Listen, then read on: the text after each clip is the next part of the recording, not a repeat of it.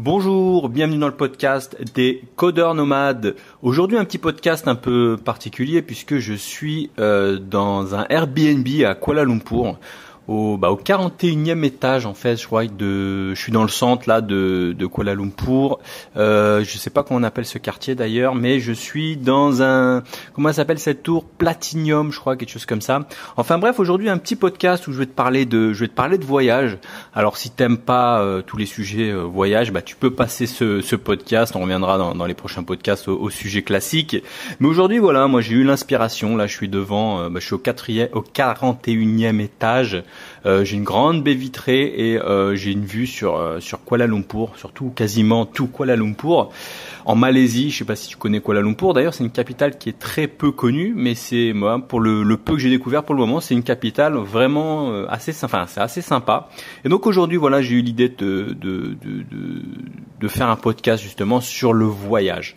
Donc, qu'est-ce que je voulais te dire aujourd'hui ? Je vais te parler un peu de Kuala Lumpur. Là, Kuala Lumpur, comme je te disais, là, je vais essayer aussi de faire un peu des descriptions dans mes podcasts. Moi, j'ai écouté beaucoup de podcasts et c'est vrai que tu vois, quand t'as des podcasteurs qui arrivent à bien décrire là où ils sont, t'arrives un peu à te projeter, même sans images, dans le lieu dans lequel ils sont. Donc je vais essayer cet exercice, c'est encore de l'impro. J'aime bien un peu faire de l'impro, tu vois, ce podcast il est pas trop préparé. L'idée c'est d'essayer de décrire les choses telles qu'elles sont, puisque je vais voyager de plus en plus et puis il faut que j'apprenne à décrire les choses qui sont autour de moi.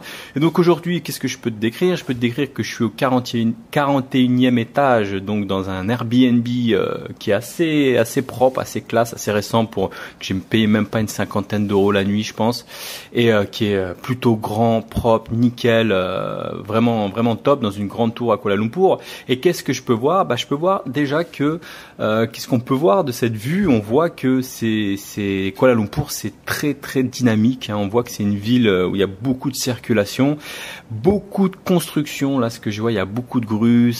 Les immeubles sortent de terre. J'en vois des tout neufs devant. Il y en a d'autres derrière dans le fond qui sont en train d'être construits. On voit j'en ai une là qui est peut-être au 6e étage, l'autre qui est peut-être au 30e étage. Enfin, on voit qu'ils sont pas terminés. Qu'est-ce qu'on voit ? J'ai un terrain de foot en face. On voit les footballeurs qui s'entraînent. Alors c'est marrant ici puisqu'ils s'entraînent le soir. Ils s'entraînent le soir. En journée, c'est vide, vu la chaleur qu'il fait. Et hier soir, je les ai vus s'entraîner quasiment de 21h jusqu'à au moins minuit. Donc les entraînements, ça se fait de nuit, de le soir plutôt. Qu'est-ce que je vois d'autre ? On voit que c'est très contrasté comme ville, puisqu'en face t'as t'as des buildings, tu vois, quartiers d'affaires assez récents, assez neufs, et c'est contrasté avec des petites maisons en tôle, avec des toits en tôle qui sont assez, je veux pas dire qu'ils font bidonville, mais qui font assez vieux, assez vieillots. Et donc ce contraste, moi j'aime bien ce contraste, c'est assez sympa. Moi c'est quelque chose que je cherche beaucoup dans les voyages. Et à mon avis, ces petites maisons là vont pas durer longtemps vu qu'on est dans un quartier d'affaires et en règle générale dans ce genre de quartier le prix de l'immobilier flambe. Donc je pense que d'ici 5 à 10 ans, ça sera tout rasé, ça sera remplacé par des buildings récents. Qu'est-ce que je vois d'autre ? On voit aussi une mosquée. Je vois une mosquée à droite. Oui, la Malaisie, c'est un pays musulman. Alors c'est un pays musulman que je dirais plutôt ouvert, d'après ce que j'ai vu pour le moment, parce que je sais que t'as des pays où t'as pas tu vois, ils sont assez stricts avec ce que tu peux ramener, l'alcool, etc. Ici, je suis arrivé.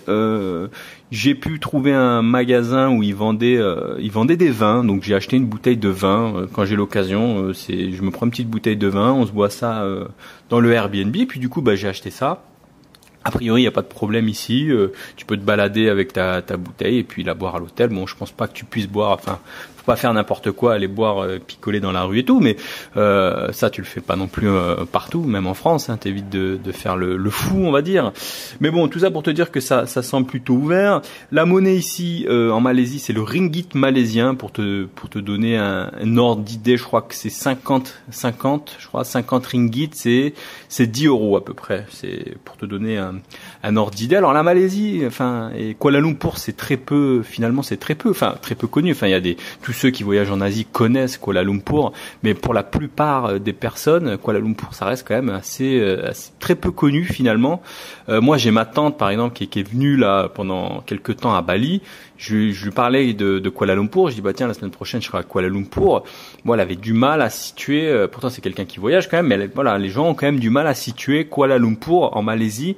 Alors, la Malaisie, juste pour te situer ça sur une map, c'est coincé entre, on va dire, entre la Thaïlande et Singapour, enfin, et l'Indonésie. Je sais pas si tu vois où c'est Singapour, mais si t'imagines un peu l'Indonésie, là, les îles indonésiennes et la Thaïlande, bah, au milieu, en dessous de la Thaïlande, t'as la Malaisie et Kuala Lumpur, c'est un peu à l'ouest sur la Malaisie. Là, la Malaisie, ça forme une espèce de bande de je sais pas comment on appelle ça, une bande, pas une péninsule, mais enfin une bande de terre. Et donc Kuala Lumpur, c'est plutôt à l'ouest, à gauche, hein, sur une map. Voilà, pour te situer un peu la Malaisie, ça doit être quoi, 2 heures peut-être de Bangkok, je pense, même pas 1 heure de Singapour. C'est vraiment très très proche de Singapour. Et de Bali, ça fait à peu près 3 heures. Il faut compter un peu 3 heures de vol. Alors, si tu viens de France, bah, il faut compter un peu comme la Thaïlande, hein, c'est-à-dire quasiment 12 heures de vol. En règle générale, souvent, ce que font les personnes, les gens qui voyagent, c'est rare, enfin, ça peut exister, mais les touristes, hein, ou les personnes qui voyagent vont rarement directement à Kuala Lumpur. T'as plutôt le circuit classique, c'est plutôt tu vas en Thaïlande, tu découvres un peu la Thaïlande, et puis après, vu que t'es à côté de la Malaisie, bah, tu fais la Malaisie, et puis tu fais Kuala Lumpur, etc.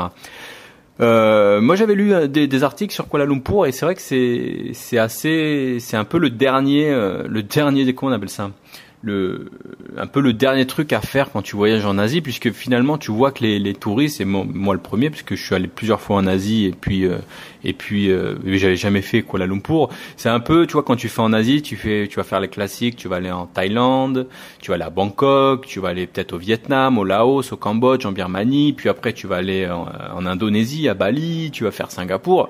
Et en dernier, bah souvent c'est la Malaisie, et pourtant la Malaisie c'est plutôt joli. C'est collé. Moi, je suis allé en Thaïlande, du côté de Koh Lipe. Je sais pas si tu connais, mais Koh Lipe, c'est une superbe île bleue turquoise, etc.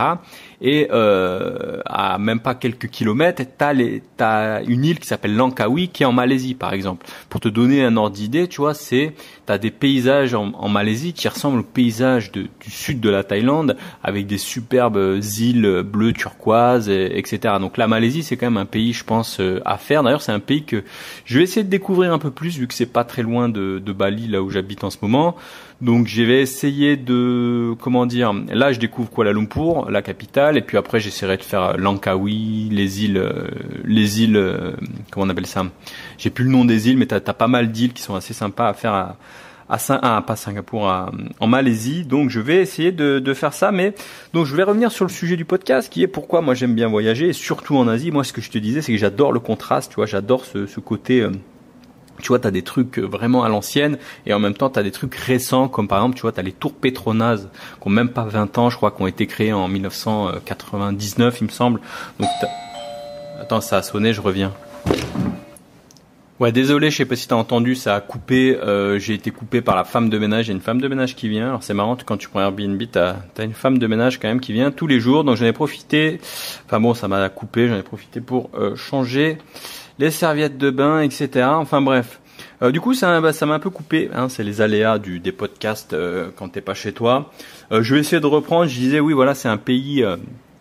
Tu vois, moi j'aime bien le contraste, et c'est un pays comme, tu vois, où t'as des trucs à l'ancienne, et puis t'as des trucs plus récents comme les tours Petronas. Et moi, c'est ce que j'aime bien, tu vois, quand je voyage. Ce que j'aime bien, c'est ce côté un peu contraste, tu vois. C'est un pays qui est vraiment en plein boom, tu vois, que ça construit de partout.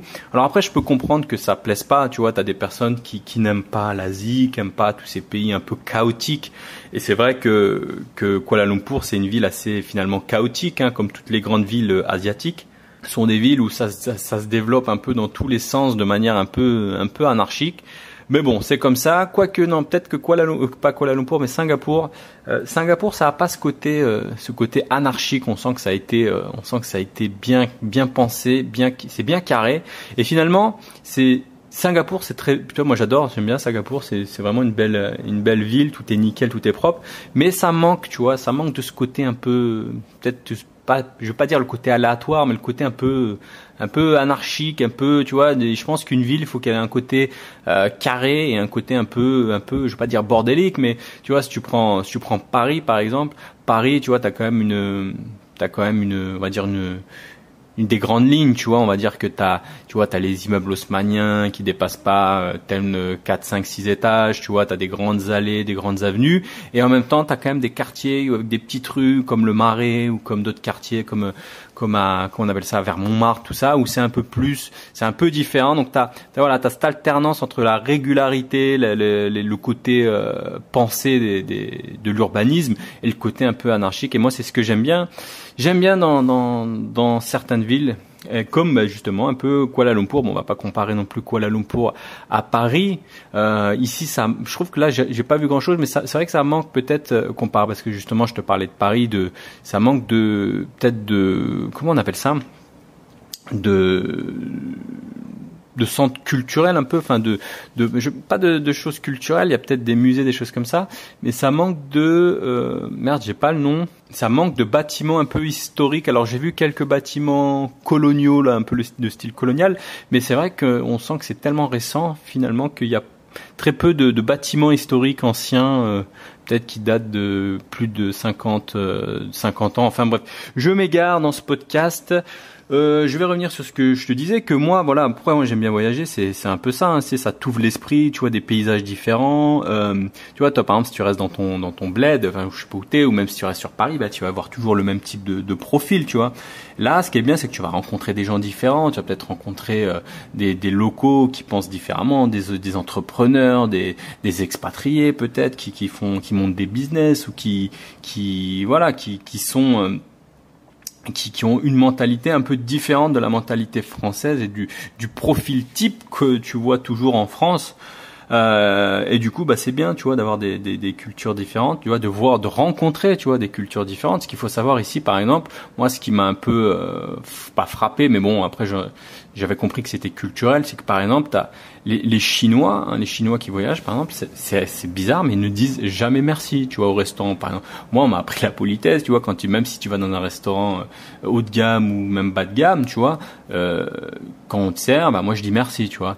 Et dans la culture asiatique, moi, ce qu'on m'avait expliqué, c'est que non, tu ne dis jamais merci dans un restaurant parce que c'est lui qui est censé te servir, c'est lui qui est, donc t'es pas censé te rabaisser. Enfin, c'est des trucs un peu chelous. Et bon, ben voilà, tu vois, c'est un peu, tu rencontres des cultures différentes. Alors je juge pas, hein, je dis pas que c'est bien, je dis pas que c'est mal, je dis pas que voilà, tu vois, je dis juste que ça t'ouvre l'esprit parce que tu vois d'autres manières de penser, d'autres manières de voir.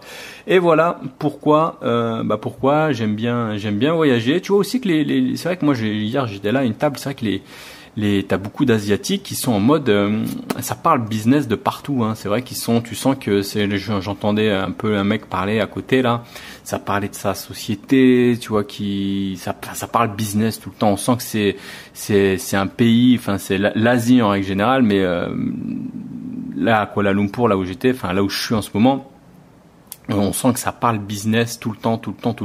Alors je suis peut-être dans un immeuble où il y a des businessmen qui passent, hein, c'est peut-être un hasard, mais tu sens que ça parle tout le temps business. C'est quelque chose qui revient souvent. Bon bah voilà pour ce petit podcast à Kuala Lumpur là dans un Airbnb. Je te remercie de m'avoir écouté. J'espère que le son sera pas trop dégueulasse puisque j'enregistre pas avec un micro classique. Je te remercie de m'avoir écouté. N'hésite pas à mettre un petit commentaire, à mettre une recommandation si c'était sur Apple Podcast. Moi je te dis à bientôt pour le prochain podcast. Salut.